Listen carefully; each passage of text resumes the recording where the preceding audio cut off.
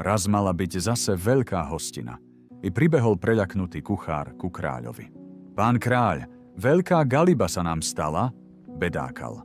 Všetka soľ sa rozmokla. Nikdy na to ani nepomyslel, že bez soli by bolo človeku ťažko žiť. Nahneval sa kráľ a vyhnal kuchára. Kázal mu, aby varil jedlá neslané. Bola to divná hostina. Neslaná. Hosťom vôbec nechutilo, hoci jedlá boli na oko pekné a dobré. Kráľa to veľmi mrzelo. I poslali poslov na všetky strany posol, ale všetci sa vrátili na prázdno a vraveli kráľovi, že všetky zásoby soli zvlhli. A veľmi mu ťažilo svedomie, že Maruške ublížil. Medzitým sa Maruške v lesnej chalúbke dobre vodilo. Nevedela, ako sa má otec a sestry, ale múdra žena to všetko dobre vedela.